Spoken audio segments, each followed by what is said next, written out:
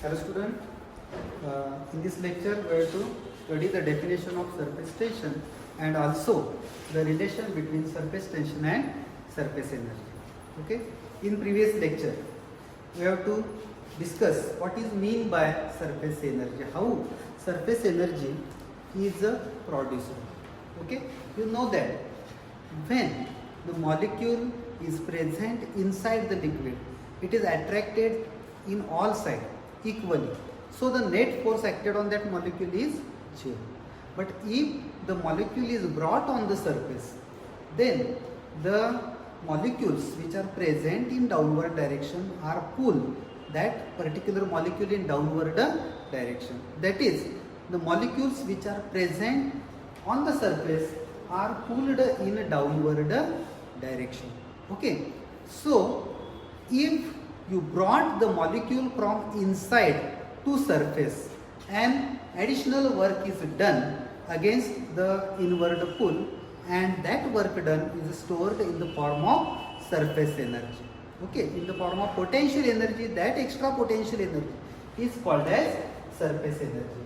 तर सरफेसवरचे जे काही मॉलिक्युल्स आहेत त्यांना थोडंसं जास्त वर्क करायला लागलेलं आहे. कुठल्या फोर्सच्या अगेन्स्ट? तर जो काय इंटरमॉलिक्युलर कोहेसिव्ह फोर्स आहे त्याच्या अगेन्स्ट त्यांना वर येण्यासाठी थोडंसं वर्क करावं लागलेलं आहे. हे आपण प्रिव्हियस लेक्चरमध्ये बघितलेलं आहे. ओके, आणि त्या पोटेन्शियल एनर्जीमुळं लिक्विडची टेंडेन्सी ही काय असते? To acquire the minimum potential energy. कुठलाही सबस्टन्स असू दे, नॅचरल, त्याची जी काय टेंडेन्सी आहे ती कशाची आहे? To acquire the minimum potential energy. लिक्विडला आपली एनर्जी जास्त नाही खर्च करायची. एनर्जी खर्च कुठं होते? त्या मॉलिक्युलला सरफेसला पाठवण्यात. मग लिक्विड काय करणार आहे? सरफेसवरती त्याला मिनिमम जेवढे मॉलिक्यूल पाठवता येतील तेवढंच पाठवणार आहे. जास्तीचे मॉलिक्यूल तो पाठवणार नाही.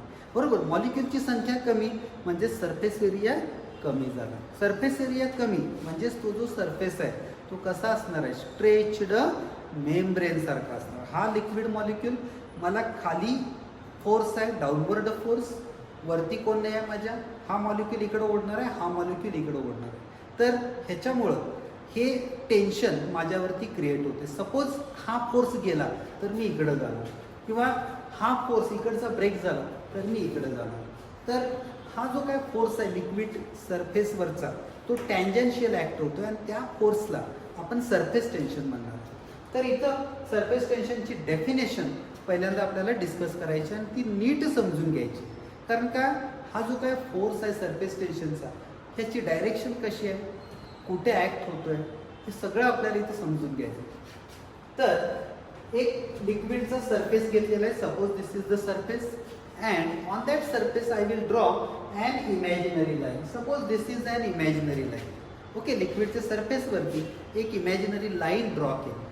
आता बघा तुम्ही त्या लाईनवरती जे काय मॉलिक्युल्स आहेत, बरोबर, हे मॉलिक्युल्स आहेत, त्यांच्या लेफ्ट साईडला जे मॉलिक्युल्स आहेत लिक्विडचे ते ह्याला लेफ्ट साईडला पुल करणार आहेत, तर हे राईट साईडचे मॉलिक्युल राईट साईडला पुल करणार आहे. ओके, तर हा जो काय सपोज मॉलिक्यूल आहे, मी जी लाईन काढलेली आहे त्याच्यावरती मला इकडं पण फोर्स आहे, इकडं पण फोर्स आहे. सपोज मी रोटेट झालो तर इकडं पण फोर्स आहे, इकडं पण फोर्स आहे. ओके, तुम्ही लाईन कशी ड्रॉ करा, प्रत्येक वेळेला त्या लाईनच्या परपेंडिक्युलर काही फोर्सेस त्या मॉलिक्यूलवरती ॲक्ट होणार आहे. You count all that forces. Total force is suppose capital F. Okay, and the total length on which this force is act is suppose a capital L. Then surface tension is defined as the tangential force. What is mean by tangential? The tangential means this force is always along the surface, not perpendicular to the surface. The tangential force acting per unit length, okay, onto the liquid surface, acting per unit length on a line drawn onto the liquid surface is known as surface tension. I will this here one word, acting per unit length on an imaginary line, drawn onto the liquid surface is known as surface tension. Okay, suppose I will draw 2 meter length on that liquid surface and suppose the 10 Newton force is acting on one side, then surface tension is calculated at 10, total force 10 divided by length 2 meter, that is 10 by 2, 5, and the unit is obviously Newton per meter. Okay, तर हे हळूहळू आपल्याला लक्षात येईल की surface tension कसं act होतं. तर तुर्तास त्याचा फॉर्म्युला बघा, surface tension calculated as total force divided by total length. आता इथं प्रत्येक गोष्ट तुम्हाला समजून घ्यायची. तर हा जे काही एल आहे, एल म्हणजे नेमकं काय? एल म्हणजे length on which the surface tension force is act. आता फॉर एक्झाम्पल मी काय केलं बघा, या लिक्विड सरफेसमध्ये एक निडल ठेवली आणि ती फ्लोट करायला लागली. तर तुम्ही बघू शकताय त्या निडलवरती हे संपूर्ण लिक्विड आहे. इकडं फोर्स लेफ्ट साईडला लागतील, राईट साईडला लागतील. इकडचे फोर्स निग्लिजिबल आहे, ते कन्सिडर करायला. ओके, तर या ठिकाणी सरफेस टेन्शनचा फोर्स तुम्ही कसा काढणार? तर इकडचा फोर्स हा एफ आहे, इकडचा फोर्स एफ आहे. टोटल फोर्स किती होणार? इकडे टोटल फोर्स किती होणार? सरफेस टेन्शनचा फोर्स तुम्ही कसा फाइंड आउट केलाय? T is equal to F upon L, that is force per unit length. बरोबर. मग आता युनिट लेंथ म्हणजे काय बघा, ही सपोज निडल आहे, तर इथला मॉलिक्यूल, इथला मॉलिक्यूल, इथला मॉलिक्यूल, इथला मॉलिक्यूल, इथला मॉलिक्यूल, मला एका युनिट लेंथवरती किती फोर्स ऍक्ट होतो हे मला माहिती आहे, that is called as T. He length suppose माझी 5 मीटर आहे किंवा एक 5 मीटर समजूया, आणि इकडची पण 5 मीटर आहे, कारण का इकडं पण पूल करणार आहे मला, एकच मॉलिक्यूल नाही आहे. ओके, तेव्हा 5 मीटरवरती जो काय फोर्स लागतोय तो कसा काढणार तुम्ही? तर एका युनिट लेंथवरती लागणारा फोर्स टी इंटू एल. तेव्हा इथं लक्षात ठेवा, या निडलसाठी तुम्हाला एल जी घ्यायची आहे ती ह्या बाजूची एक एल आणि ह्या बाजूची एक लेंथ, दॅट इज 2L घ्यायची. सिंपल, फक्त लक्षात कसं ठेवायचं बघा, where L is the length of object weighted by that liquid. हे पेन मी जर का पाण्यात ठेवलं असं, पेनची लेंथ एल असेल, तर पाण्यानं किती लेंथला भिजवलं हे बघा तुम्ही. पेनची लेंथ मोजू नका. इकडची लेंथ आहे एल, इकडची लेंथ आहे एल, टोटल किती लेंथला भिजवलं? 2L. आणि एका युनिट लेंथवरती किती फोर्स ऍक्ट होतो? टी. त्यामुळे टोटल या पेनवरती फोर्स किती लागेल? F is equal to T into twice. Okay, त्याचं एसआय युनिट आहे न्यूटन पर मीटर. डायमेन्शन्स असणार आहेत M1 L0 T-2. Okay, now we move to the next point, and that point is the relation between surface tension and surface energy. Okay, I will draw a figure on the board. First, again I will remind that what is mean by surface energy. Surface energy ही का तयार झाली? Surface वरचे जे molecules आहेत त्यांनी थोडंसं extra work केलेलं आहे इनवर्ड फोर्सच्या अगेन्स्ट, आणि त्यामुळं त्यांच्याकडं एक एक्स्ट्रा पोटेन्शियल एनर्जी आलेली आहे. ते एक्स्ट्रा पोटेन्शियलला आपण नाव दिलेलं आहे सरफेस एनर्जी.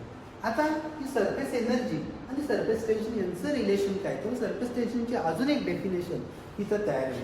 तर याच्यासाठी आपण काय केलेलं आहे बघा, नोट्स आपल्याला, कारण हा जो क्वेश्चन आहे that question is very very important. Okay, याच्या ज्या नोट्स आहेत त्या आपल्याला काढायच्याच आहेत नंतर टोटली, पण आता तुर्तास फक्त कन्सेप्ट समजून घ्या. Relation between surface tension and surface energy. I will draw here a U-shaped frame, wire frame P dash P S S dash. This is the U-shaped wire frame. Okay, and on that wire frame, this QR wire is slide frictionlessly. Okay, म्हणजेच ही जी काही QR आहे ही ज्याच्यावरती slide होताना friction नाही आहे, तो loss जो असणार आहे एनर्जीचा तो आपण निग्लिजिबल करायचा. Now this frame P dash P S dash with wire QR of length L is dipped into soap solution. Then what happens? आपण बघतोय एखादी बांगडी आपण साबणाच्या पाण्यातनं बुडवली तर काय होते? बांगडीवरती सोप फिल्म तयार होते. ओके, अशी सोप फिल्म इथं तयार झालेली आहे. And suppose that soap film is PQRS. PQRS is the soap film formed on that wire frame. Now what happened? बघा, हे लिक्विडचे मॉलिक्युल्स या SR साईडला इकडे ओढणार आहेत PS साईडला इकडे ओढणार आहे, PQ साईडला इकडे ओढणार आहे. सरफेस एरिया काय करायचं लिक्विडला मिनिमाइज करायचं. आणि लास्टला ह्या तर 3 साईड फिक्स आहेत, मूव्ह होणार नाही. QR साईडला आपण हा इकडं मूव्ह करणार आहे. ओके, आणि तो जो फोर्स आहे तो इथे लिहिलेला आहे मी F is the force acted on side QR. Okay, आता आपल्याला काय करायचं आहे बघा. Now if suppose you want to increase the surface area, you can slide the wire QR towards right side by small distance. That small distance is suppose dx. He soap film form झालेली आहे आणि मी काय केलं आता, हा जो QR side आहे ही side थोडीशी इकडे राईट कडे ओढतोय की जेणेकरून सोप फिल्मचा एरिया इन्क्रीज करायचा प्रयत्न करतो. ठीक आहे, एरिया इन्क्रीज करायला कोण अपोज करणार आहे मला, तर सरफेस टेन्शनचा फोर्स. सरफेस टेन्शनचा फोर्स काय करतो, एरियाला डिक्रीज करायला बघतो. आणि आपण काय करणार आहे, एक्स्ट्रा फोर्स लावून एरिया इन्क्रीज करायला बघणार आहे. म्हणजेच आपण इथं वर्क डन करणार आहे against this surface tension force. And that work done is stored in the form of surface energy, and therefore I will displace this side QR towards the right by distance dx. Then the work done required to increase the surface area is suppose dW. We know that work done is always equal to force into displacement. And what is force? Which force which is opposes the displacement? That is the surface tension force. F. What is the displacement? Dx. Okay. Now what is F? F can be calculated by using definition of surface tension. आपण बघितलेलं surface tension आपल्याला काय सांगते, force per unit length, है की नाही. त्याच्यावरून आपण F काय घेऊ शकतो, F is equal to T into L. इथं जी L घ्यायला लागणार आहे ती किती घ्यायला लागणार, मी मगाशी काय सांगितलं, तर लेंथ ही कुठली घ्यायची आहे, त्या पाण्यानं या सॉलिडच्या किती लेंथला भिजवलेलं आहे सरफेसनं पाण्याच्या. ओके, तर इथं आपल्याला एक ही फ्रेम आहे बरोबर. ही फ्रेम मी जेव्हा सोप सोल्युशन मध्ये डीप करतोय तेव्हा ह्या साईडला पण एक सरफेस तयार होणार आहे, या साईडला पण सरफेस तयार होणार आहे. म्हणजे टोटल त्या लिक्विडचे एअर बरोबर कॉन्टॅक्ट मध्ये असणारे सरफेसेस किती आहेत, 2 आहेत. ओके, त्यामुळं 2 लेंथ वरती फोर्स लागणार आहे, एक हा L आणि दुसरा हा L. केअरफुली नोट करा. हा जो काय तुमचा QR ची साईड आहे बरोबर, ह्या साईडला एक फोर्स, या साईडला एक फोर्स, टोटल फोर्स जो लागला किती लेंथ वरती लागला, L प्लस L 2L. म्हणून इथं आपल्याला हा जो काय फोर्स घ्यायचा आहे तो कसा घेणार आहे मी, सरफेस टेन्शन तर कॉन्स्टंट आहे, लेंथ किती घेणार, twice L into dx. Note carefully, this twice L into dx, L into dx बरोबर. L into dx is the area of one side and L into dx is the area of other side, and 2L dx is the total change in area. 2L dx is the total change in area. Therefore you can write as dW is equal to T into dA.